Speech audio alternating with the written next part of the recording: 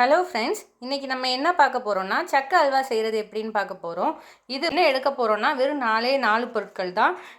நமக்கு மீதி வந்த சக்கை வித்துக்களெல்லாம் எடுத்துருங்க. அதுக்கு பிறகு ஒரு 4 ஏலக்காய், அதுக்கு பிறகு நமக்கு இனிப்புக்கு ஏற்ற மாதிரி சுகர், ப்ளஸ் என்ன பண்ண போகிறோம், கொஞ்சம் நெய். எப்படி பண்ணலாங்கிறத பார்க்கலாம். இப்போ நம்ம மிக்சியில் என்ன போட்டிருக்கோம், 4 ஏலக்காய் போட்டிருக்கோம். இப்போது இந்த சக்கையை அரைச்சி எடுத்துக்க போகிறோம். எப்படி அரைச்சி எடுத்துகிட்டு எப்படி இருக்குங்கிறத நான் காமிக்கிறேன். ஃப்ரெண்ட்ஸ், நம்ம இப்போ ஒரு சீனி சட்டி எடுத்திருக்கோம். சீனி சட்டியில் என்ன ஊற்றிருக்கோன்னா கொஞ்சம் நெய் ஊற்றிருக்கோம். நெய் ஆக்சுவலாக நான் கொஞ்சம் கம்மியாக தான் ஊற்றிருக்கேன். நீங்கள் உங்களுக்கு தேவையான அளவு ஊற்றிக்கலாம்.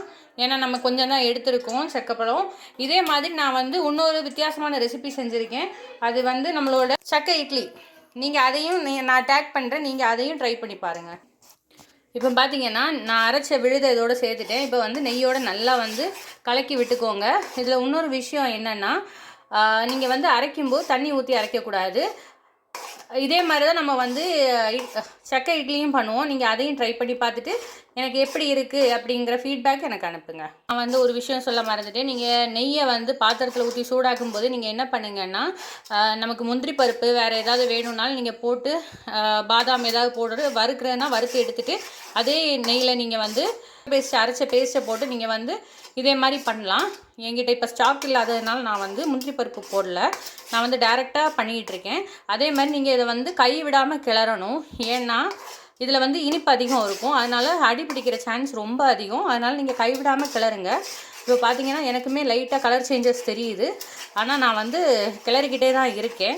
அதே மாதிரி நீங்கள் கைவிடாமல் கிளறுங்க. இதே மாதிரி உங்களுக்கு சுருண்டு வரும். இந்த பச்சை மணம் எல்லாம் போய் உங்களுக்கு சீக்கிரம் ஹல்வா தயாராகிரும்.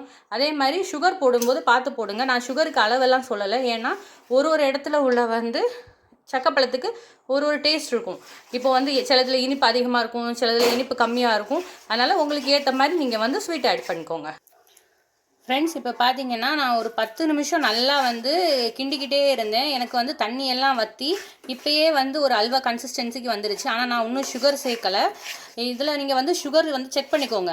உங்களுக்கு பச்சையாகவே இப்படி வதங்கி வந்த உடனே சுகர் எவ்வளவு இருக்குதுன்னு செக் பண்ணிவிட்டு அதுக்கேற்ற மாதிரி நீங்கள் சுகர் ஆட் பண்ணிக்கோங்க இந்த ஸ்டேஜில். ஃப்ரெண்ட்ஸ், இப்போ பார்த்தீங்கன்னா நம்ம சுகர் போட்டு கிண்ட நமக்கு கடையில் வர கன்சிஸ்டன்சியும் அதே மாதிரி கலரும் நமக்கு வர தொடங்கிடும்.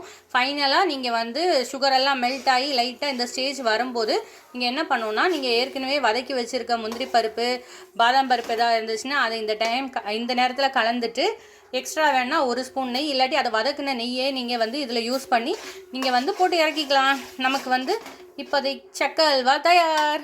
Thank you friends.